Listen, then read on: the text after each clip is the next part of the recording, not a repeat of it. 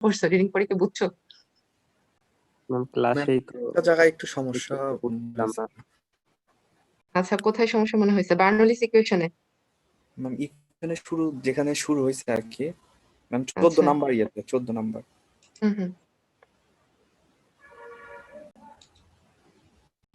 হ্যাঁ, জি ম্যাম, এই যে এখানে যে অর লেখা আছে WA1 DL1 equal to hmm, W/W, হুম। এইখানে তো ম্যাম এই ডাব্লিউটা থাকার কথা না মনে হচ্ছে। সামনের যে ডাব্লিউটা আছে ছোট হাতের, এটা তো না, ভাগ এটা হয়ে নিচে চলে আসে। এটা এই যে এই প্রথম ডাব্লিউটা, হ্যাঁ, এটা থাকবে না, শুধু A1 D1 থাকবে। ঠিক আছে, জি কারণ ম্যাম। এটা হচ্ছে, এটা থাকবে না, এটা ভুল করে পড়ে গেছে, এটা থাকবে না। কারণ হচ্ছে নিচে আমরা যেহেতু ডাব্লিউটা দেখালাম, কারণ পরের যে ইকুয়েশনটা থাকবে, পরের হচ্ছে কিন্তু আমরা এই যে যেটার পরিবর্তে লিখলাম W/W, এখানে কিন্তু আলটিমেটলি এই যে এটার জন্যই A1 এবং জি DL1 এর জন্যই কিন্তু আসা, মানে যেহেতু ইকুয়েশনটা খুব সংক্ষেপে লেখা, তো শর্ট করে করে কিন্তু এটাই হচ্ছে, আমি মুছাইতে ভুলে গেছিলাম, কপি করে নিয়ে আসা, তো এই জন্য হচ্ছে এটা হবে না, ডব্লিউ হবে না। ঠিক আছে, গুড, এখানে একটু ধরছো, ঠিক আছে, কনফিউশন সৃষ্টি একজনই হয়েছে। ধরছে। ঠিক আছে আর বাকিরা কেউ দেখো নাই নাকি, এই জন্য ভুলটাও ধরতে পারো নাই? আচ্ছা, এরপর আর কোনো সমস্যা আছে কিনা?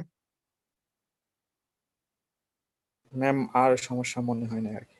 আচ্ছা, ঠিক আছে, তাহলে আজকের ক্লাসটা আমরা শুরু করি, কাউকে ধরবো না। আজকে আমরা ম্যাথ করাবো। তো সবাই হচ্ছে লেপের নিচেই বসে কাজ করতেছো, ঘুমায় ঘুমায় কাজ করতেছো। এমনও হইতে পারে যে হচ্ছে মাত্র ঘুম কারো ভাঙলো, জাস্ট ঘুম ভেঙেই হচ্ছে লগ ইন করে নিলা যে আচ্ছা লিঙ্কে ঢুকে থাকি, এরকম হতে পারে। তো যারা ঘুমাচ্ছে এখনো, তাদেরকে বলবো যে ঘুম থেকে উঠে ক্লাসের দিকে একটু মনোযোগ দাও, কারণ আজকে থিওরিটা পড়ে আমরা হচ্ছে ম্যাথ করাবো।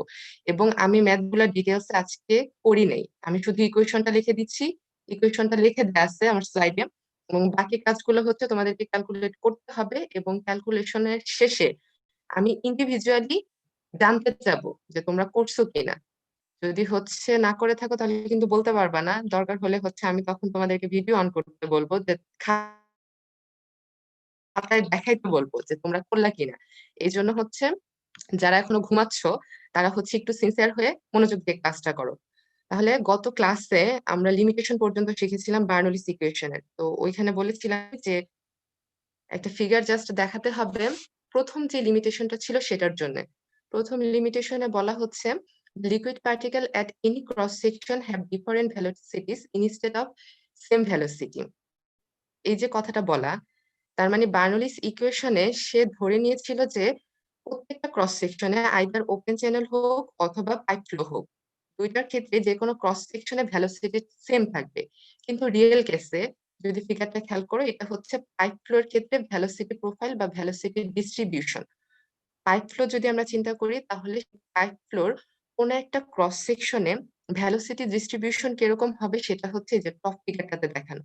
এখানে দেখো, যতই হচ্ছে আমরা যদি একটা ক্রস সেকশন চিন্তা করি, তাহলে এই টপ পয়েন্ট থেকে আস্তে আস্তে ভেলোসিটি বেড়ে পাইপের মিডলের দিকে ম্যাক্সিমাম ভেলোসিটি হয়, এবং আবার আস্তে আস্তে হচ্ছে কমে যেয়ে বাউন্ডারির দিকে হচ্ছে ভেলোসিটিটা কমবে।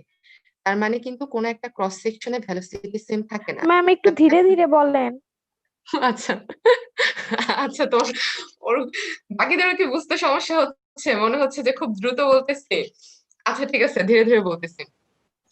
কোন একটা ক্রস সেকশন যদি আমরা চিন্তা করি, সেটা পাইপ হোক অথবা ওপেন চ্যানেল হোক, পাইপ ফ্লো হোক অথবা ওপেন চ্যানেল হোক, আমরা যদি কোনো একটা ক্রস সেকশন চিন্তা করি, তাহলে সেই ক্রস সেকশনে ভেলোসিটি ইউনিফর্ম অথবা সেম থাকবে না।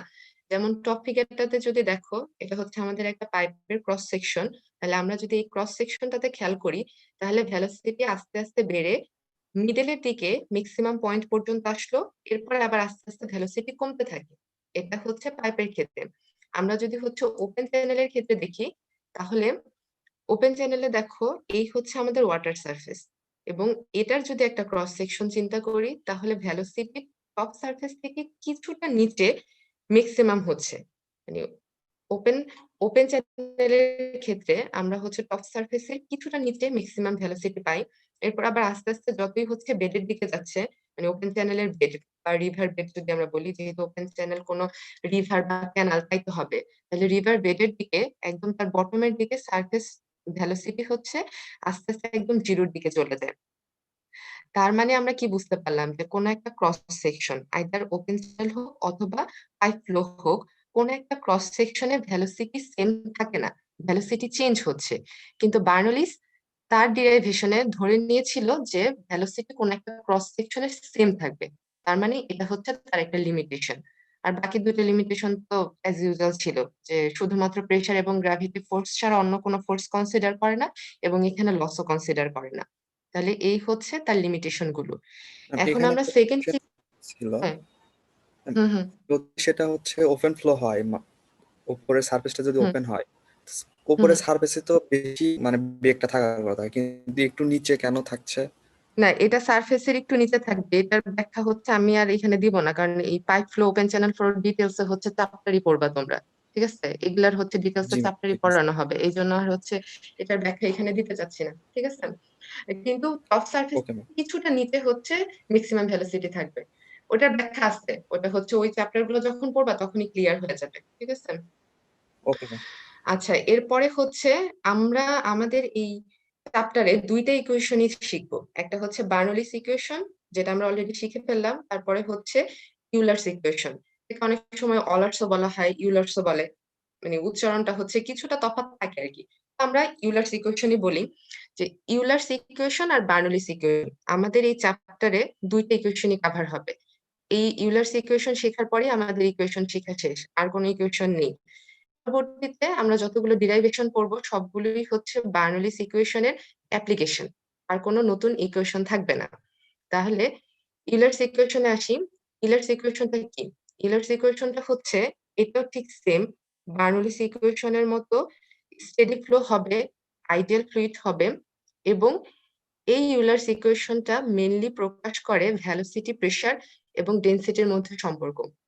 ভেলোসিটি, প্রেসার এবং ডেনসিটির মধ্যে সম্পর্ক হচ্ছে ইউলার্স ইকুয়েশন, এবং এটা নিউটনের সেকেন্ড ল অফ মোশনের উপর ভিত্তি করে হচ্ছে করা হয় ইকুয়েশনটা।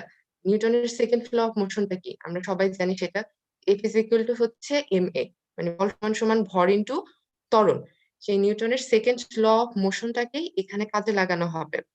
আরো একটি আরো একটা ব্যাপার হচ্ছে ইউলার্স ইকুয়েশনের ক্ষেত্রে, যে ইউলার্স ইকুয়েশনকে যদি আমরা ইন্টিগ্রেশন করি তাহলে সেখান থেকে আমরা বার্নৌলিস ইকুয়েশন ডিরাইভ করতে পারবো।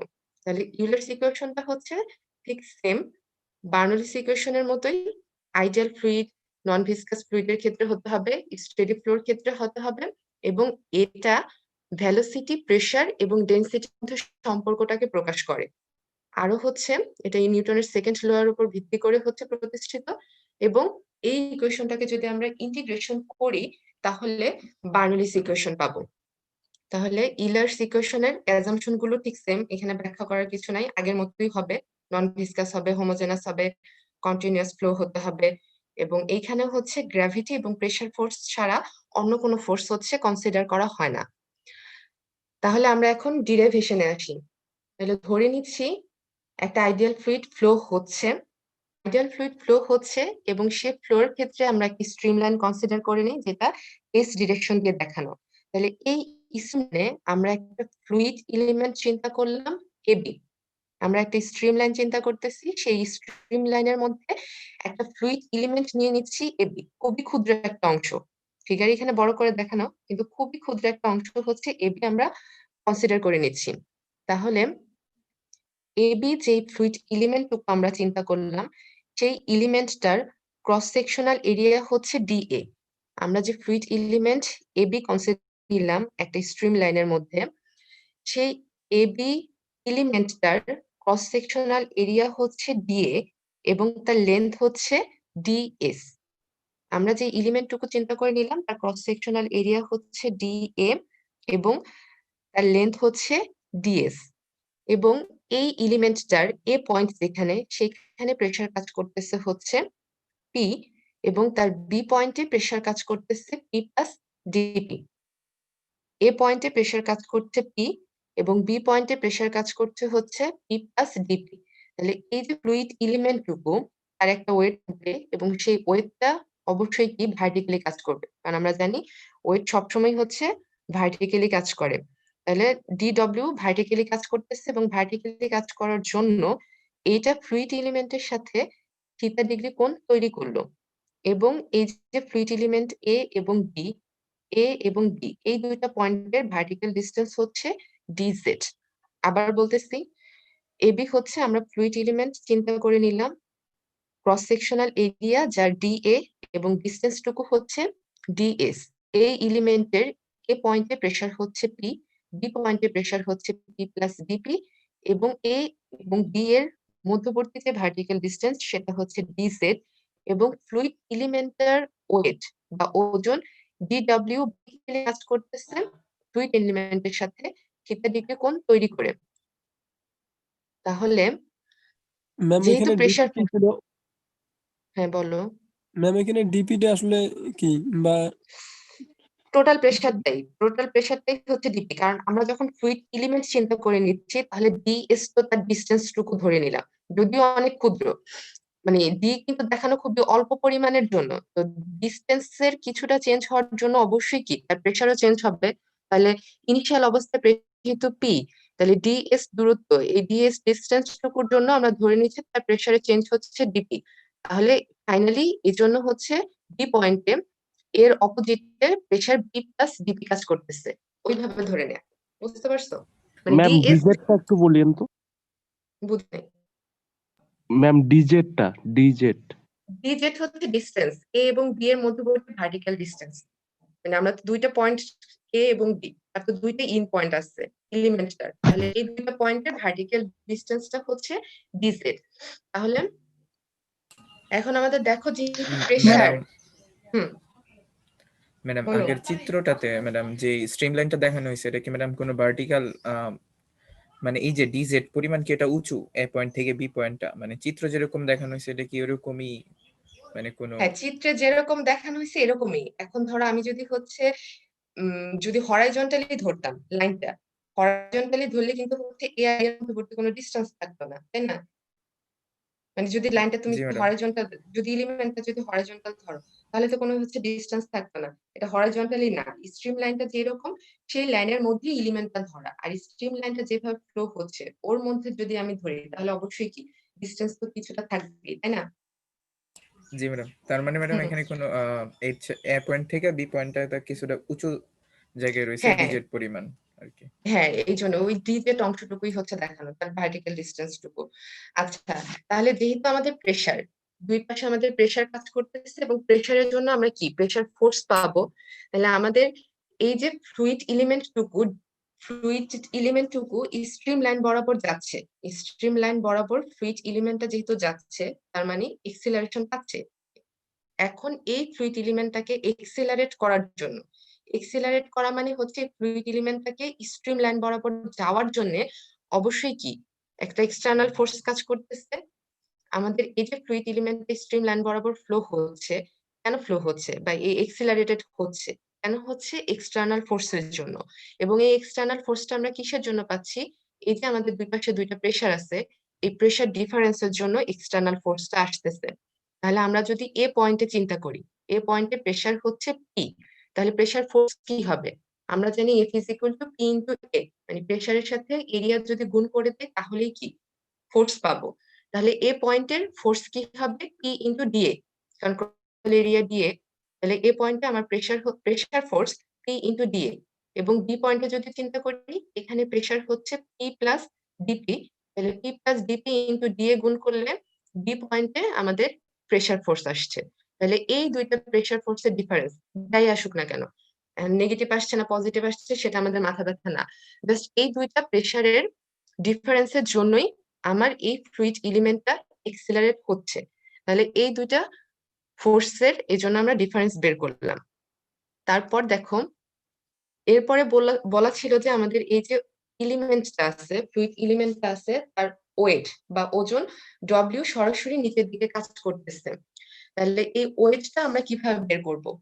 ডি ডব্লিউ নর্মালি আমরা কি জানি, ওয়েট সমান সমান ভর ইনটু ত্বরণ mg। নর্মালি আমরা কি জানি, ওজন সমান সমান ভর ইনটু ত্বরণ। তাহলে ভর মানে হচ্ছে মাস, মাসকে যদি আমরা ভেঙে লিখতে চাই তাহলে আমাদেরকে কি লিখতে হবে? রো ইন্টু ডিএ ডিএস, আর হচ্ছে জিটা আলাদা। D W is equal to হচ্ছে রো জি DADS। এই লাইনটা কিভাবে আসলো সেটা আবার বলি। নর্মালি হচ্ছে আমরা কি জানি, W সমান সমান md, mass into gravitational acceleration g। তাহলে মাস m এর পরিবর্তে আমরা লিখলাম হচ্ছে রো DADS।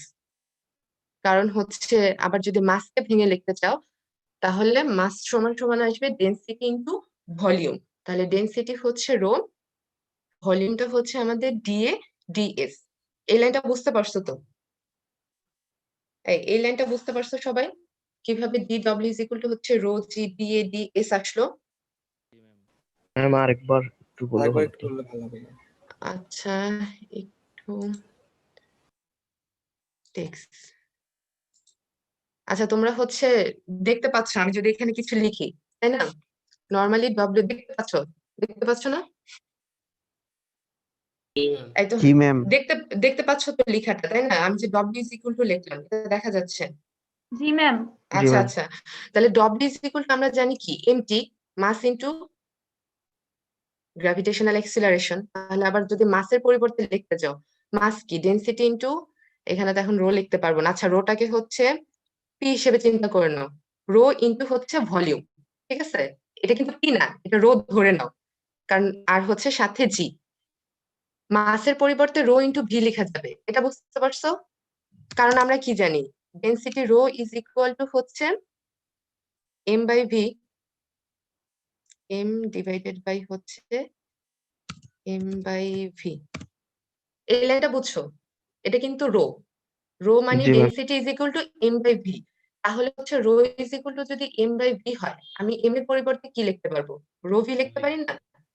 এম এর পরিবর্তে তো আমি তো রো ভি লিখতে পারি, তাই তো? জি ম্যাম। তাহলে রো ভি যদি লেখা যায়, আমার এখানে ভি হচ্ছে ভলিউম, তাহলে ভলিউম যদি হয় তাহলে ভলিউমটা কি, এখানে ক্রস সেকশনাল এরিয়া হচ্ছে, এটা হচ্ছে রো, এটা পিন না, এটা হচ্ছে রো। রো তাহলে ইনটু ক্রস সেকশনাল এরিয়া হচ্ছে ডি এ, আর ক্রস সেকশনাল এরিয়া হচ্ছে আমাদের ডি এ, আর সাথে তার লেন্থ লাগবে ডিএস, এটা তার ভলিউম, তাই না? আর সাথে হচ্ছে এই রো ডি এ ডিএস, এই অংশটুকু কিসের পরিবর্তে লেখা? রো ভি, ভি এর পরিবর্তে লেখা সাথে দিয়ে। তাহলে rho g d A d s কিভাবে আসলো, বুঝে গেল? জি ম্যাম, এখন বুঝতে তো পারছি। আচ্ছা ঠিক আছে, হচ্ছে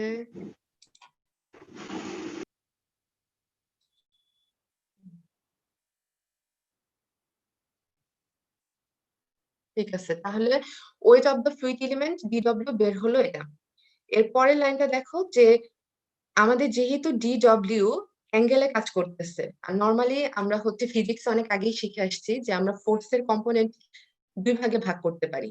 তাহলে আমরা যদি DW টাকে কম্পোনেন্টে ভাগ করার চেষ্টা করি, তাহলে কি ভার্টিক্যাল দিকে একটা কম্পোনেন্ট আসবে, হরাইজন্টাল দিকে একটা কম্পোনেন্ট আসবে। তাহলে হরাইজন্টাল যে কম্পোনেন্ট, সেই কম্পোনেন্টটা হবে DW cos থিটা। এখন এই লাইনে তাকানোর দরকার নাই, সবাই প্রথম ফিগারটা খেয়াল করো, এই লাইনটুকু বাদ চিন্তা করো। প্রথম ফিগারটুকু খেয়াল করে দেখো যে আমাদের DW টাকে আমরা দুইটা কম্পোনেন্টে ভাগ করলাম, একটা হচ্ছে হরাইজন্টাল বরাবর, একটা হচ্ছে ভার্টিক্যাল বরাবর। তাহলে হরাইজন্টাল বরাবর যে কম্পোনেন্ট, সেই কম্পোনেন্টটা হচ্ছে DW cos থিটা, এবং ভার্টিক্যাল যে কম্পোনেন্ট, সেই কম্পোনেন্টটা হচ্ছে DW sin থিটা। এটা কিভাবে আসছে সে তোমরা জানো, সিম্পলি যদি এখানে আমরা হচ্ছে একটা হচ্ছে কি বলে আয়তক্ষেত্র এঁকে, রেক্টেঙ্গেল এঁকে কিন্তু সেটা দেখানো যায় কিভাবে হচ্ছে ভার্টিক্যালি কম্পোনেন্ট গুলো ভাগ হলো। আর তাছাড়া নর্মালি সিম্পলি আমরা জানি যে কোণ যেখানে থাকবে, থিটাটা যেখানে থাকবে সেই কম্পোনেন্টটা হয়ে যায় cos থিটা, আর অপোজিট যে কম্পোনেন্টটা থাকবে সেটা হচ্ছে sin থিটা। এটা হচ্ছে সিম্পলি মনে রাখার উপায়। তাহলে আমার থিটাটা যেহেতু হরাইজন্টালের সাথেই আসছে, তাহলে এই কম্পোনেন্টটা আসছে DW cos থিটা, এবং ভার্টিক্যাল যে কম্পোনেন্ট, সেই কম্পোনেন্টটা হচ্ছে DW sin থিটা। তাহলে এখন আমরা যদি হচ্ছে ফোর্স চিন্তা করি, আমাদের এই ফ্লুইড এলিমেন্টটাকে করার ক্ষেত্রে DW sin থিটা ভার্টিক্যাল যে ফোর্সটা আছে, সেই ফোর্সটার কোনো ইফেক্ট নাই। DW sin থিটা যে ফোর্সটা আছে, DW sin থিটা ওয়েট, এই ওয়েটের এই যে কম্পোনেন্টটা, এই কম্পোনেন্টটা আমাদের এই ফ্লুইড এলিমেন্টটাকে এক্সেলারেট করতে কোনো প্রভাব ফেলবে না। কেন? কারণ থিটা এখানে মান কত, 90 ডিগ্রি। এখানে থিটা আমার 90 ডিগ্রি হয়ে যাবে, মানে আলটিমেটলি এই ভ্যালুটা 0 হয়ে যাবে। নর্মালি এভাবে বলা যাবে যে যেহেতু হচ্ছে ফ্লুইড এলিমেন্ট যেই দিকে মুভ করতেছে তার সাথে যেহেতু এটা ভার্টিক্যালি আছে, পারপেন্ডিকুলার আছে, এই জন্য এটার কোনো ইফেক্ট থাকবে না। এই জন্য DW সাইন থিটাটা আমাদের বাদ হয়ে যাবে। তাহলে আমাদের হচ্ছে ফোর্স যদি তা করি, ওয়েটের জন্য যে ফোর্স, এখানে শুধুমাত্র আমরা পাচ্ছি হচ্ছে DW cos থিটা, কারণ এই DW cos থিটা ফ্লুইড এলিমেন্টটাকে এক্সেলারেট করার ক্ষেত্রে অবদান রাখতেছে। এজন্য আমরা হচ্ছে DW cos থিটা দিয়ে কাজ করব। তাহলে DW cos থিটা দিয়ে কাজ করতে হলে এখানে দেখো, from the geometry of the figure we find that the component of the weight of the fluid element in the direction of flow, যেহেতু ফ্লো ডিরেকশন হচ্ছে এইদিকে ছিল, উপরের দিকে ছিল ফ্লো ডিরেকশন, তার বিপরীত দিকে হচ্ছে এই কম্পোনেন্টটা কাজ করতেছে, এই জন্য দিলাম আমরা নেগেটিভ সাইন। DW এর পরিবর্তে মান বসানো হলো হচ্ছে রো জি দিয়ে ডিএস। DW cos থিটা হতো, তাহলে DW এর মান আমরা ঠিক ইমিডিয়েটলি আগের লাইনেই দেখতে পাচ্ছি। DW এর মান হচ্ছে রো জি দিয়ে ডিএস এবং সাথে হচ্ছে cos থিটা। এর পরের লাইনটা দেখো, রো জি দিয়ে ডিএস পর্যন্ত থাকলো, cos থিটার পরিবর্তে আমরা dz বাই ডিএস লিখতে পারি। এটার জন্য সেকেন্ড ফিগারটা খেয়াল করো, আমাদের কোণ তৈরি ছিল থিটা, তাহলে এই কোণটা যদি থিটা হয় তাহলে আমাদের এই যে দুইটা পয়েন্টের ডিস্টেন্সে এই পাশে এই কোণটা আমরা থিটা ধরতে পারি, কারণ অনুরূপ কোণ দুইটা প্যারালাল হচ্ছে বাহু আছে, এই কোণটা হচ্ছে থিটাই হবে। এই ফিগারটাতে ভালো করে খেয়াল করে দেখো, আমরা যদি একটা ট্রায়াঙ্গেল চিন্তা করি, আলাদা করে একটা ট্রায়াঙ্গেল চাইলে ড্র করা যেত, কিন্তু এটার দরকার নাই, এখান থেকে ইজিলি বোঝা যাচ্ছে। এই অংশটুকু হচ্ছে আমাদের ডিএস এবং এই অংশটুকু হচ্ছে ডিজেড। তার মানে ডিজেড হচ্ছে আমাদের ভূমি, এটা তো আমাদের 90 ডিগ্রি কোণ, এবং ডিএসটা হচ্ছে আমাদের অতিভুজ। তাহলে এই ত্রিভুজটা যদি আমরা চিন্তা করি, এখানে cos theta is equal two কি, ভূমি বাই অতিভুজ। তাহলে ডিজেড হচ্ছে আমাদের ভূমি, অতিভুজ হচ্ছে ডিএস, তাহলে cos theta is equal to হচ্ছে ডিজেড বাই ডিএস আমরা লিখতে পারি। তাহলে ডিএস ডিএস এখান থেকে বাদ হয়ে যাবে, পরের লাইনে শুধুমাত্র থাকলো হচ্ছে রো জি দিয়ে ডিজেড।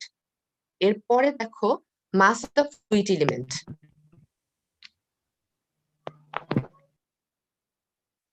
কার কি প্রশ্ন আছে? কথা কেটে আসছে, কথা বুঝি নাই।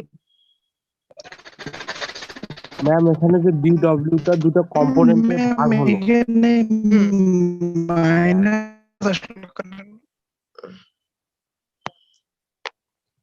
তোমার এখানে বোধহয় নেটওয়ার্কের প্রবলেম হচ্ছে, একটু আবার প্রশ্নটা করতে হবে। দুইটা কম্পোনেন্টে ভাগ হলো, তারপর জি ম্যাম, ভাগ হুম হওয়ার পরে একটা হলো যে DW cos থিটা, একটা DW হুম sin থিটা। তো cos হুম থিটার কারণে ফ্লুইডটা ফ্লো হচ্ছে, আর sin থিটার কারণে কি ম্যাম ওই পাইপের গায়ে কি ওটা কি চাপ প্রয়োগ করতেছে? না, সাইন থিটা এখানে কনসিডারই করার দরকার নাই। তুমি নরমালি একটা মানে ওইটা আমি বললাম যে পারপেন্ডিকুলার ওয়েতে কাজ করে দেখে এটা ফ্লুইড এলিমেন্টের উপর কোনো প্রভাব ফেলতেছে না, এটা আলটিমেটলি কোনো কিছুতে ইফেক্ট করবে না, কারণ তুমি দেখো সাইন থিটা, থিটা এখানে মান কত, 90 ডিগ্রি না? জি থিটার ম্যাম। মানটা তো এখানে 90 ডিগ্রি, তাহলে থিটার যদি সাইন থিটাতে তুমি যদি 90 ডিগ্রি বসাও তাহলে কি হয়ে যাবে, এই মানটা তো জিরো হয়ে যাবে, আলটিমেটলি এই ফোর্সের কোনো ইফেক্ট নাই। বুঝতে পারছো? তো 1 হয়। ম্যাডাম জিরো তো হবে না, সাইন থিটার মান 1, ঠিক আছে, কিন্তু হচ্ছে, আচ্ছা আমি ভুল বলতেছি, উল্টা হয়েছে, কিন্তু এখানে হচ্ছে এই ফোর্সটা আমার ফ্লুইড যে এলিমেন্টটা মুভ হচ্ছে সেটার ক্ষেত্রে কোনো ইফেক্ট ফেলতেছে না। আচ্ছা, বাকি তোমার যে প্রশ্ন ছিল যে হচ্ছে পাইপের গায়ে কোনো কিছু ইফেক্ট ফেলবে কিনা, আমরা এখানে পাইপ কনসিডারই করতেছি না। যদি পাইপ থাকে তাহলে অবশ্যই যে হচ্ছে ওইটার বিপরীত দিকে যদি থাকে তাহলে সেই ক্ষেত্রে ইফেক্ট ফেলতেই পারে সেটা, কিন্তু আমাদের এই ফ্লুইড যে এলিমেন্টটা সেটা যেই দিকে মুভ করতেছে সেই দিকে তার কোনো ইফেক্ট নাই, ঠিক আছে? জি ম্যাম। ওইটার ক্ষেত্রে কোনো ইফেক্ট থাকবে না, কারণ আমাদের কনসিডারেশনটা হচ্ছে এই ফ্লুইডের মুভমেন্ট, এই ফ্লুইডের এলিমেন্টার মুভমেন্টের সাপেক্ষে, ঠিক আছে? তাহলে এরপর দেখো হচ্ছে মাস অফ দ্য ফ্লুইড এলিমেন্ট, মাসটা ঠিক আগের মতোই। ম্যাম এখানে যে আমরা cos থিটা সমান dz বাই ডিএস নিলাম, হুম সেক্ষেত্রে এটা তো সমকোণী ত্রিভুজ হওয়া উচিত ছিল, এটা কিভাবে সমকোণী ত্রিভুজ হইলো? কেন, এটা তো সমকোণী ত্রিভুজই, এই যে এই কোণটা তো 90 ডিগ্রি, এটা তো 90 ডিগ্রি, তাই না? এই কোণটা কিন্তু 90 ডিগ্রি, কারণ হচ্ছে তোমার এই যে লাইনটা আমি ধরে নিলাম, মিডলে যে লাইনটা আছে, লাইনটার সাথে এটা তো থিটা ডিগ্রি করলো, আমি যে হরাইজন্টালি যে লাইনটা ড্র করলাম, এই যে লাইনটা, এটার সাথে এটা পারপেন্ডিকুলার ড্র করা। এই কোণটা তো 90 ডিগ্রি। এটা তো দেখেই বোঝা যাচ্ছে চিত্র থেকে। এটা 90 ডিগ্রি না? এই যে কোণটুকু, এটা কেন বুঝতে জি ম্যাম। সমস্যা হচ্ছে? এটা তো চিত্র থেকে সহজেই বোঝা যাচ্ছে। আমার থিটা কোণ তৈরি কিন্তু এই যে আমি যে নিচের লাইনটা ড্র করলাম ত্রিভুজ একটা বানানোর জন্য, এটা তো পারপেন্ডিকুলারলি ড্র করা। এই লাইনটার সাথে এটা পারপেন্ডিকুলার। এই লাইনটা এই কোণটা কিন্তু হচ্ছে আমার 90 ডিগ্রি। তাহলে এটা যদি 90 ডিগ্রি হয় এটা তো আমার সমকোণী ত্রিভুজই। ওইজন্যই তো হচ্ছে dz/ds লিখা। ঠিক আছে? মাইনাস কেন? আচ্ছা, মাইনাস কারণ হচ্ছে উল্টা দিকে। আমার ফ্লো যেই দিকে হচ্ছে তার বিপরীত দিকে। এইজন্য। জি ম্যাম। কারণ হচ্ছে এই যে এখানে কথাটা কিন্তু বলাই আছে component of the fluid element in the direction of flow. আমরা বলতেছি in the direction of flow তে, কিন্তু আমাদের এই DW টা কাজ করতেছে হচ্ছে অপোজিট দিকে। এজন্য হচ্ছে মাইনাস সাইন দেয়া। ঠিক আছে? তারপরে হচ্ছে মাস অফ দ্য এলিমেন্ট। তাহলে মাস ঠিক আগের মতো যেটা ভেঙে দেখানো হয়েছিল কিছুক্ষণ আগেই, রো দিয়ে ডিএস মানে ডেনসিটির সাথে হচ্ছে আমরা ভলিউমটা গুণ করে দিচ্ছি। তারপর ফাইনালি ম্যাম, হচ্ছে তাহলে তো এখানে জি থাকার কথা ছিল, রোজি। কোথায় ম্যাম ম্যাথ তো জি কে মাসের মধ্যে কেন জি আসবে? জি পাশে ডব্লিউ ইজ হচ্ছে এমটি। ও জি আমি ম্যাম, তো এখানে শুধু মাস নিচ্ছি, জি এখানে তো ম্যাম জি বুঝছি আসবে ম্যাম। না। হ্যাঁ, তাহলে acceleration of the fluid element. এক্সেলারেশনটা কি? যে আমাদের ত্বরণ হচ্ছে আমরা জানি ভেলোসিটি বাই টি, মানে সময়ের সাথে হচ্ছে বেগের পরিবর্তন কি হচ্ছে সেটা হচ্ছে আমাদের এক্সেলারেশন। তাহলে ম্যাথমেটিক্যালি যদি আমরা লিখতে চাই আমাদের আসছে DV by DT. DV by ডিটিটাকে আমরা ভেঙে লিখতে পারি এভাবে, DV by DS into DS by DT. আমরা ভেঙে লিখলাম আমাদের সুবিধার জন্য, কারণ এটা থেকে আমরা হচ্ছে পরবর্তীতে ওই ভ্যালোসিটিটাকে আলাদা রাখতে চাচ্ছি। এই জন্য আমরা এক্সট্রা করে ডিএস নিয়ে আসলাম। ডিএস দিয়ে লব এবং হরকে গুণ করে দিলাম। তাহলে এটা যদি আমরা ভেঙে ডিভি বাই ডিএস করলাম, ডিএস বাই ডিটি করলাম। এখন ডিএস বাই ডিটি কিন্তু আলটিমেটলি কি? ভ্যালোসিটির ইকুয়েশন, কারণ দূরত্ব বাই সময়। তাহলে এটার পরিবর্তে লিখলাম হচ্ছে আমরা ভি, এবং ডিভি বাই ডিএস থাকলো নরমালি। তাহলে এখন দেখো আমরা যদি প্রথম থেকে আরেকটু চিন্তা করি, প্রথমে আমরা হচ্ছে ফ্লুইড এলিমেন্ট ধরে নিলাম, তার এক্সটার্নাল একটা ফোর্স বের করলাম, প্রেসার ফোর্সের জন্য যে ফোর্সটা কাজ করলো সেই এক্সটার্নাল ফোর্স বের করলাম, এবং ওয়েটের জন্য তার একটা ফোর্স পেলাম, তার মাস পেলাম এবং এক্সেলারেশন পেলাম। তাহলে আমরা প্রথমে যেটা বলেছিলাম যে ইউলার্স ইকুয়েশনের ক্ষেত্রে নিউটনের সেকেন্ড ল অফ মোশনটা কাজ করবে। নিউটনের সেকেন্ড ল অফ মোশন কি ছিল? এফ ইজ ইকুয়াল টু হচ্ছে এম এ। তাহলে আমাদের এই যে মাস, এটা কিসের মান? এম এর মান। এক্সেলারেশনটা হচ্ছে এ এর মান, এম ইন্টু এ, এটা পেলাম। এবং আমাদের ইমিডিয়েটলি উপরে এই যে মাইনাস সাইন দিয়ে রো দিয়ে দিয়েছে, এইটা প্লাস হচ্ছে এক্সটার্নাল যে ফোর্স, এই দুইটা হচ্ছে আমাদের ফোর্সের মান। তাহলে এই দুইটা থেকে আমরা পাচ্ছি হচ্ছে নেট ফোর্স, এবং বাকি মাস আর এক্সেলারেশন গুণ করে দিলেই আমাদের ফাইনালি ইউলার্স ইকুয়েশনটা চলে আসবে। তাহলে দেখো এই যে নিউটনের সেকেন্ড ল অফ মোশন অনুযায়ী force is equal to mass into acceleration. তাহলে দুইটা ফোর্স আসে এখানে, আমাদের মাস বসালা, এক্সেলারেশনের মান বসালা। তাহলে এটা থেকে ক্যালকুলেট করলে ফাইনালি হচ্ছে আমি এই ইকুয়েশনটা পাবো, যেটা d p by rho g d z v d v. এই যে ইকুয়েশনটা পেলাম এটাকেই বলা হয় হচ্ছে ইউলার্স ইকুয়েশন অফ মোশন। এই ইকুয়েশনটাই হচ্ছে আমাদের ইউলার্স ইকুয়েশন। এখন এই লাইন থেকে এটা কিভাবে আসলো এটা তোমরা নিজেরা করে নিবে, এটা খুবই simple. Just normal as usual calculation করবা, ডানে বামে নিবা, পরে দেখবা কোন একটা কিছু দিয়ে ভাগ করে দিতে হয় কিনা। এখানে হচ্ছে D DP P D A এবং হচ্ছে ডিএস দিয়ে ভাগ করলেই বোধহয় হয়ে যাবে, ডিএস টিএস বাদ চলে যাবে। হ্যাঁ, ডিএ দিয়ে ভাগ করে দিলেই হয়ে যাবে, রো ডিএ দিয়ে ভাগ করে দিলেই হচ্ছে হয়ে যাবে। এই ইকুয়েশনটা আছে, এইটাকে হচ্ছে রো ডিএ দিয়ে যদি ভাগ করে দাও তাহলেই হচ্ছে পরে ফাইনালি এই ইকুয়েশনটা চলে আসবে। তাহলে এটা হলো আমাদের ইউলার্স ইকুয়েশন। এখন এই ইউলার্স ইকুয়েশন থেকে কিভাবে বার্নৌলিস ইকুয়েশন ডিরাইভ করা যায় সেটা দেখো। আমরা প্রথমে ইউলার্স ইকুয়েশনটা লিখবো। আমরা জানি ইউলার্স ইকুয়েশন হচ্ছে আমাদের এটা। এখন এই ইউলার্স ইকুয়েশনকে আমরা কি করব? ইন্টিগ্রেশন করব। ইন্টিগ্রেশন করি, ইন্টিগ্রেশন চিহ্ন দিয়ে দাও প্রত্যেকটাতে। তাহলে নরমালি ইন্টিগ্রেশন করলে ডিপি বাই রো, রোটা তো হচ্ছে আমাদের কনস্ট্যান্ট, এটা আলাদা করে বের করে নিবা। বের করে নিয়ে ডিপিটা রাখো, জিও কনস্ট্যান্ট, জি কে আলাদা করে নিয়ে আসো, ডিজেড কে ইন্টিগ্রেশনের ভেতরে রাখো, ডিভি, ভি কনস্ট্যান্ট না, ভি এর মেনু চেঞ্জ হচ্ছে, তার মানে ভি ইন্টিগ্রেশনের ভেতরেই থাকবে। তাহলে ডিপি কে যদি ইন্টিগ্রেট করো তাহলে কি পাবা? পি পাবা। ডিজেড কে করলে জেড পাবা। আর ভি কে ভি এর সাপেক্ষে যদি ইন্টিগ্রেশন করা হয় তাহলে কি ভি স্কয়ার বাই 2 আসবে। তাহলে এই ইকুয়েশনটাকে পরে হচ্ছে জি দিয়ে ভাগ করে দাও, তাহলে P by rho G plus Z V square by twice G. আর রো জি মানে ডব্লিউ, ইউনিট ওয়েট যেটা, ছোট হাতের W.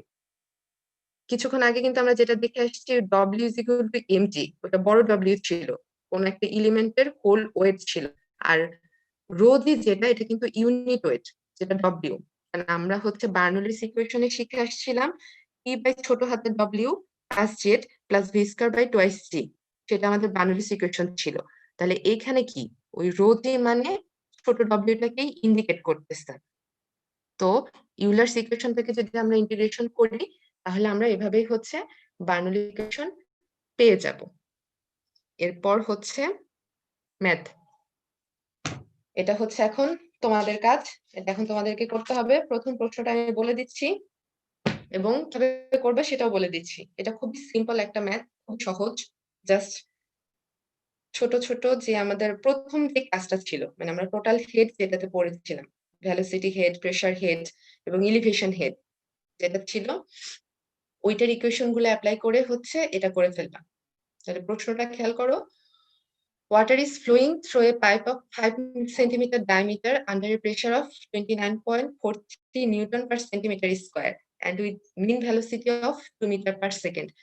Find the total head or total energy per unit weight of the water. ওই যে total head or total energy per unit weight, দুইটা same কথাই, same জিনিসকেই বোঝায়। তাহলে which is above 5 metre above the datum line. আচ্ছা, তার মানে আমাদের এখানে ড্যাটাম কথাটা বলা আছে হচ্ছে 5 মিটার, তার মানে যেটার মান দেয়া আছে ভি হচ্ছে 2 মিটার পার সেকেন্ড, ভেলোসিটি দেয়া আছে, এবং পি হচ্ছে 29.43 নিউটন পার সেন্টিমিটার স্কয়ার।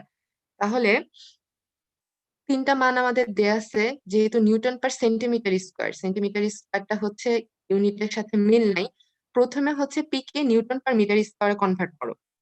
প্রথমে পি কে নিউটন পার মিটার স্কয়ারে কনভার্ট করো, তারপরে হচ্ছে ভি তো মিটার পার সেকেন্ডে আছে, যে মিটার পার সেকেন্ড মিটারেই আছে, এটা সমস্যা নাই। তাহলে ইলিভেশন হেড বের করো, প্রেসার হেড বের করো, ভেলোসিটি হেড বের করো। প্রেসার হেড কিভাবে বের হবে? একজন বলো তো, প্রেসার হেডের সূত্র কি? প্রথম ক্লাসে পড়ানো হয়েছিল সেটা। প্রেসার হেডের সূত্র কি হবে? পি বাই ডব্লিউ অথবা পি বাই রো জি, যেটাই করো না কেন, P by W.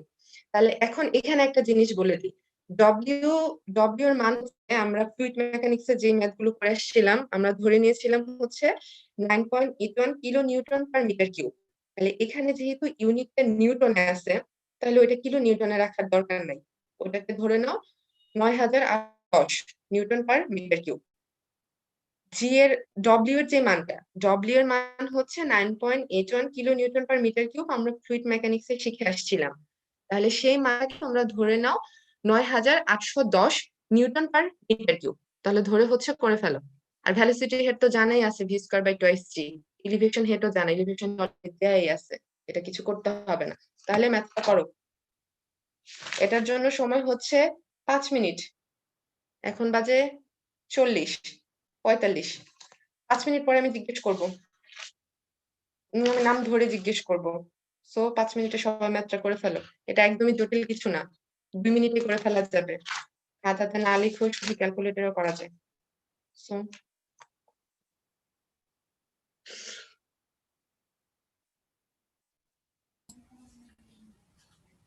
Madam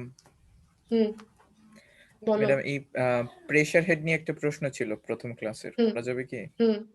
madam এই বলো। প্রেসার হেডটা থেকে ম্যাডাম যে প্রেসার এনার্জি, টোটাল এনার্জিটা ম্যাডাম ওইটা দেখাইছিলেন ম্যাডাম, যে W into P by W আর কি ম্যাডাম, ওই রকম ফরম্যাট। এখানে বড় ওই ডব্লিউটা কি আসলে?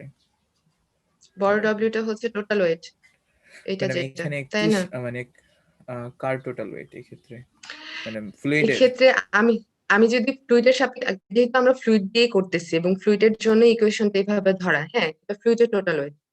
তুমি যদি হচ্ছে ওই সেকশনটুকু চিন্তা করো যেখানে আমরা বার্নৌলিস ইকুয়েশন হচ্ছে ডিরাইভ করছিলাম, যদি হচ্ছে এই হোল সেকশনটুকুই চিন্তা করো, এই সেকশনের ক্ষেত্রে আমরা যদি হচ্ছে হোল এই অংশটুকু ধরে নিই, তাহলে আমাদের টোটাল ওয়েট কত? আমরা যেমন হচ্ছে যে যখন ডিরাইভ করছিলাম ইকুয়েশন এই পাশ থেকে সরে হচ্ছে এই পাশে আসবে, তার মানে কি এই যে অংশটুকু ভলিউম, এই অংশতে আমার হচ্ছে এই সেকশনটাতে যদি আমি ধরে নিই, তাহলে হচ্ছে এই সেকশনে আমার প্রেসার এনার্জি কত হবে, তাহলে তো হচ্ছে আমার এই ফ্লুইড টুকুর ওয়েট কতখানি সেটা ধরে নিতে হবে। ঠিক আছে, বুঝতে পারছো না? বুঝছো জি না, ম্যাডাম। এখনো ক্লিয়ার হয় না? কারণ তুমি যেটা বলছো সেটাই, আমার হচ্ছে যেহেতু আমরা ফ্লুইডের সাপেক্ষে চিন্তা করতেছি, তাহলে সেক্ষেত্রে হচ্ছে ফ্লুইডের ওয়েটটাই হবে, ফ্লুইডের টোটাল ওয়েট। ওইটাও বের করা যায়, প্রেসার এনার্জি যেটা আছে ওইটাও বের করার আলাদা ইকুয়েশন আছে, কিন্তু ওইটা আসলে ইকুয়েশনটা শেখানোর দরকার নেই, এর জন্য দেখাইনি।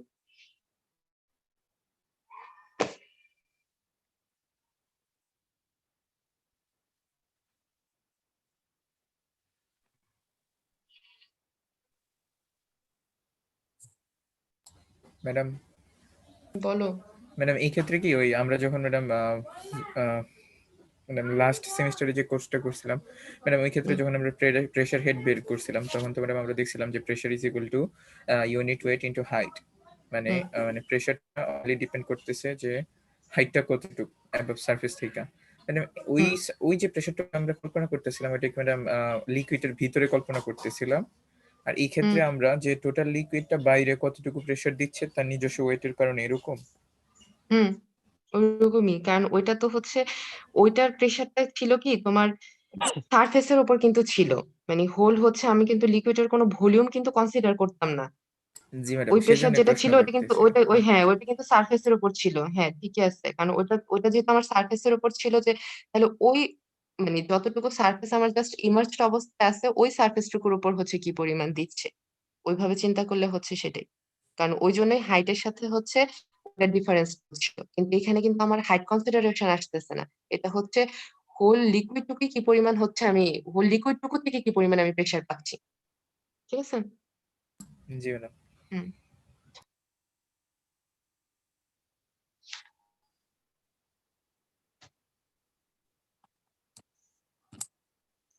5 মিনিট সময় কিন্তু শেষ হয়ে গেছে। কেউ কি করছো? নাকি আরো কিছুক্ষণ সময় লাগবে?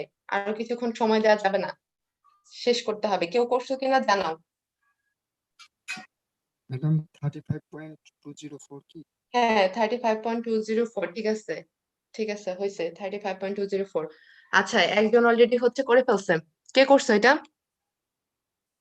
ম্যাডাম আমি ফুড ইঞ্জিনিয়ারিং। হ্যাঁ ফুড ইঞ্জিনিয়ারিং এর কি নাম?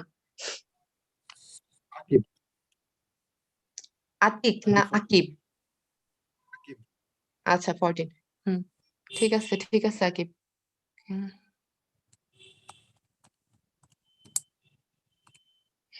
এগ্রি ইঞ্জিনিয়ারিং এর ধীমান হাসান 34 আইডি।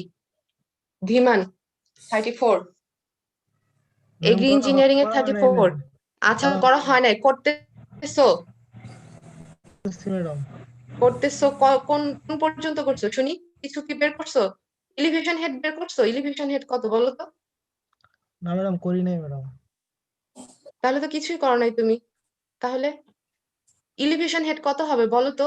ইকুয়েশন থেকে দেখে, এটার জন্য ক্যালকুলেশনের দরকার নেই। এলিভেশন হেড কত হবে? ইমান হাসান বলো, এলিভেশন হেডটা কত হচ্ছে আমার?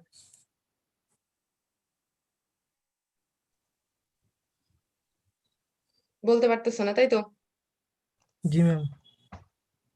এলিভেশন, আচ্ছা এলিভেশন হেডটা কি সেটা বলো তো? এলিভেশন হেডটা তুমি বুঝছো?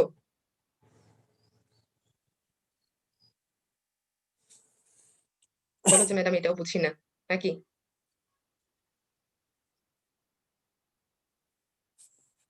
ক্লাসে মনোযোগ না থাকলে তো হবে না ধীমান। করো নাই সেটা ঠিক আছে, ঠিক আছে করলে না, কিন্তু এলিভেশন হেডটা কি এটা তো বলতে পারা উচিত, কারণ হচ্ছে এই জিনিসগুলো আমি প্রথম ক্লাসে বলছি, বেসিক জিনিস এবং সিম্পল জিনিস, সহজ জিনিসটা যদি না পারো। আচ্ছা এলিভেশন হেড কে বলতে পারবে? মেহেরাজ 19 ফুড এগ্রি ইঞ্জিনিয়ারিং এ 19 এর 17। মেহেরাজ, মেহেরাজ কি আছো? মেহেরাজ 19 এর 17, 17। জি ম্যাম। 17, হ্যাঁ তুমি করছো? জি ম্যাম 5। আচ্ছা 5, এই তো ঠিক আছে। এলিভেশন হেডটা কি? ধীমান তুমি শোনো, এখন মেহেরাজ বলবি এলিভেশন হেডটা কি, কারণ আমি মনে করি যে হচ্ছে মেহেরাজ বললে তোর কাছে হচ্ছে ব্যাপারটা ক্লিয়ার হয়ে যাওয়া উচিত। মেহেরাজ তুমি বলো এলিভেশন হেড ম্যাম বলতে আমি পারবে না? এটা বুঝায় বলতে পারবো না। কেন বোঝায় বলতে পারবে না? এলিভেশন হেড তো সহজ জিনিস, জাস্ট পজিশন টুকু। লিকুইড কোন একটা ডেটামের সাপেক্ষে কোন পজিশন আছে, এখানে আমাদের প্রশ্ন কিন্তু বলা, প্রশ্নে কি বলা, লিকুইড হচ্ছে 5 metre above the datum line. এটা যে এলিভেশন হেড, এই যে 5 মিটার এলিভেশন হেড আসছে, এটা আমরা কিভাবে বুঝতে পারছি? ডেটাম লাইনের সাপেক্ষে কতটুকু হাইটে আছে, তাই না? তাহলে ডেটাম লাইনের সাপেক্ষে যে ডিসটেন্স, সেটাই তো হচ্ছে আমাদের এলিভেশন হেড। এটা সরাসরি দেয়া আছে, এই জন্য এটা হচ্ছে 5 মিটার।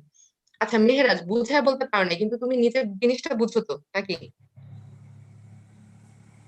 মেহেরাজ শুনতে পাচ্ছো?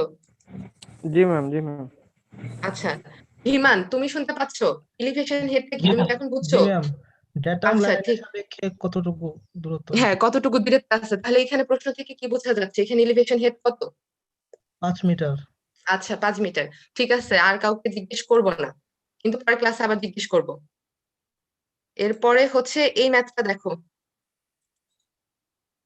সেটা হচ্ছে, আচ্ছা এটা দেখো, বলা হচ্ছে water is flowing through a pipe having diameter 20 centimetre and 10 centimetre at the cross section 1 and 2 respectively. Water flow হচ্ছে পাইপের মধ্য দিয়ে দুইটা সেকশনের, যেখানে ডায়ামিটার দেয়া আছে 20 সেন্টিমিটার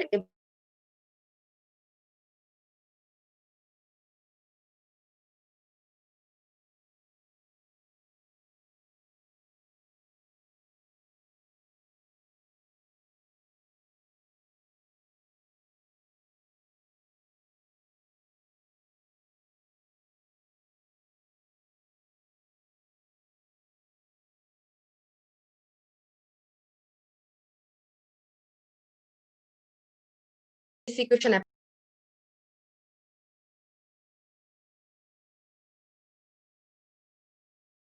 আমি এখানে সংক্ষেপে সংক্ষেপে লিখে দিছি, ঠিক আছে, কিন্তু তোমরা যখন পরীক্ষার খাতায় ম্যাথ করবা প্লাস অ্যাসাইনমেন্ট করবা, তখন হচ্ছে সুন্দর করে গুছিয়ে লিখে যাবা, যেন তোমাদের বুঝতে সুবিধা হয় এবং দেখতে সুন্দর হয়।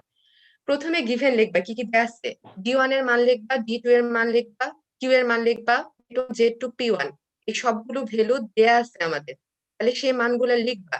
এবং লিখে কি করতে হবে, আমাদের এই যে ইউনিট গুলো আছে, ইউনিট গুলোকে সব ইউনিফর্ম করতে হবে, কারণ আমাদের কিছু কিছু ইউনিট আছে সেন্টিমিটারে, আবার আছে লিটার পার সেকেন্ডে। তাহলে আমরা কি করব, আমরা সব এমপিএস এককে নিব, সেন্টিমিটার থেকে মিটারে কনভার্ট করব, লিটার পার সেকেন্ডে যা আছে সেটাকে মিটার কিউব পার সেকেন্ডে কনভার্ট করব। তাহলে সব কনভার্সন যখন ওকে হয়ে যাবে, তারপর আমরা ক্যালকুলেশন শুরু করব। তাহলে তোমরা যখন গিভেন নিয়ে লিখবা, D1 D2 এর মানগুলো লিখবা, লিখে ইউনিটটা সুন্দর করে কনভার্ট করে নিবা। তারপরে হচ্ছে কিউ এর মান থাকলো, সেটাকে মিটার কিউব পার সেকেন্ডে কনভার্ট করলাম, P1 কনভার্ট করলাম। তো এখন হচ্ছে প্রথম কাজটা যেটা, সেটা হচ্ছে আমরা এরিয়া বের করব আমাদের দুইটা সেকশনের। এই যে আমাদের সেকশন 1 এবং সেকশন 2, দুইটা সেকশনের আমরা এরিয়া বের করব। কিভাবে এরিয়া বের করব, যে যে সূত্র ইউজ করো, পাই আর স্কয়ার দিয়ে করতে পারো, পাই ডি স্কয়ার দিয়ে করতে পারো। এখানে তোমরা যখন লিখবা, আমি কিন্তু এখানে এই যে 1 দেখাই নাই, এখানে 1 দেখাই নাই, তোমরা কিন্তু অবশ্যই 1 দেখাও, কারণ হচ্ছে A1টা বের করতেছো কিসের জন্য, D1 এর জন্য অথবা R1 এর জন্য। এই জন্য হচ্ছে ইন্ডিকেশন গুলা স্পষ্ট করে দিয়ে দিবা। এটা আমি এখানে দেখাইনি, কিন্তু তোমরা দেখাবা। তাহলে A1 বের করবা, A2 বের করবা, A1 এবং A2 বের করার পরে কি বের করবা, কিউ বের করতে হবে। কিউ কিভাবে আসবে, কারণ কন্টিনিউটি ইকুয়েশনের সূত্র অনুযায়ী আমরা জানি কি, কিউ ইজ ইকুয়াল টু হচ্ছে A V, Q is equal to হচ্ছে এ ভি। তাহলে সেই A1 V1 A2 V2, এই যে ইকুয়েশনটা, এই ইকুয়েশন থেকে আমরা V1 এর মান পাবো এবং V2 এর মান পাবো। তাহলে V1 এবং V2 যখন বের হয়ে যাবে, আমরা যখন বার্নলিস ইকুয়েশন অ্যাপ্লাই করব, সবগুলো ইকুয়েশনের মান, সবগুলো প্যারামিটারের মান আমার জানা আছে, শুধুমাত্র P2টা জানি না। সবগুলো বসায়ে P2 এর মান বের করে নিবা। তাহলে ম্যাথটা করো এখন, এখন করো। এটার জন্য টাইম হচ্ছে, এটার জন্য টাইম বেশি দিচ্ছি, ক্লাসের আগ পর্যন্ত 8 মিনিট, এটার জন্য 8 মিনিট টাইম। এটা করো, উত্তর দেয় আছে নিচে P2 এর মান, তো হচ্ছে তোমরা ভেঙে ভেঙে হচ্ছে করে যাও, না হলে হচ্ছে পরে ক্যালকুলেশনে প্যাচ লাগাবা, কারণ হচ্ছে ইকুয়েশনটা যেহেতু বড়, ক্যালকুলেট করতে টাইম লাগবে।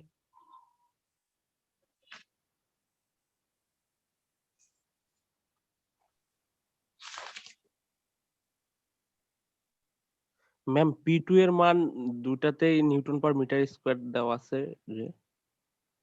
ও আচ্ছা, এটা সেন্টিমিটার স্কয়ার হবে, ওই জন্য এটা পরে কনভার্ট করা, এটা ভুল করে দেওয়া হয়েছে। সেন্টিমিটার স্কয়ার হবে, এটা প্রথমে নিউটন পার মিটার স্কয়ার হবে। ভুল বলতেছি, প্রথমটা নিউটন পার মিটার স্কয়ারে বের হবে, কারণ আমরা যেহেতু সবগুলোকে মিটারে রেখে ক্যালকুলেশনটা করব, এজন্য তোমরা যখন করবা প্রথমে নিউটন পার মিটার স্কয়ারে তোমাদের মানটা বের হবে, কিন্তু যেহেতু মানটা অনেক বড় এজন্য এটাকে জাস্ট ছোট করার জন্য পরে নিউটন পার সেন্টিমিটার স্কয়ার আসবে।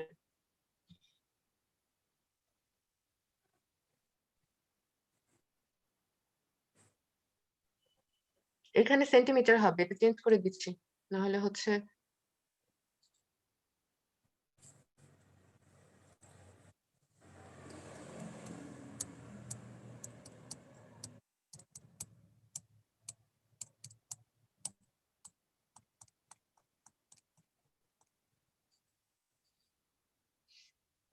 এটা সেন্টিমিটার স্কয়ার থাকবে।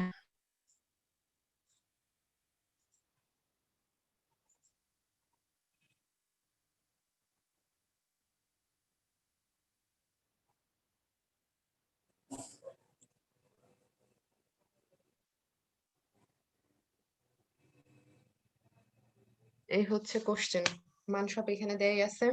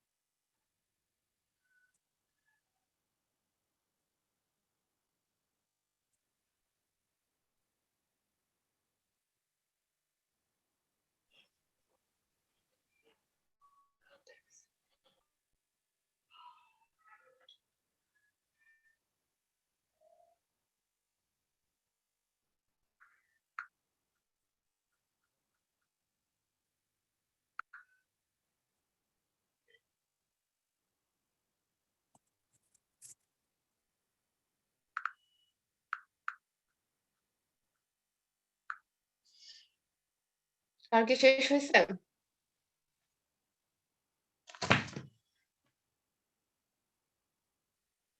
তোমাদের পরে ক্লাস আছে নাকি ক্লাস নাই? আমার বুঝি নাই।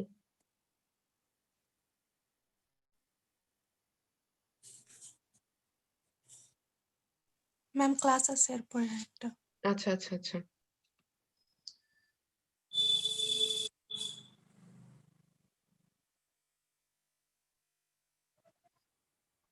হুম।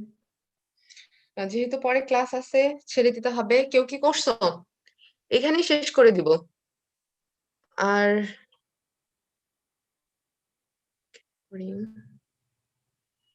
ফুড ইঞ্জিনিয়ারিং এর নন্দিনী 19 এর 6 করছো?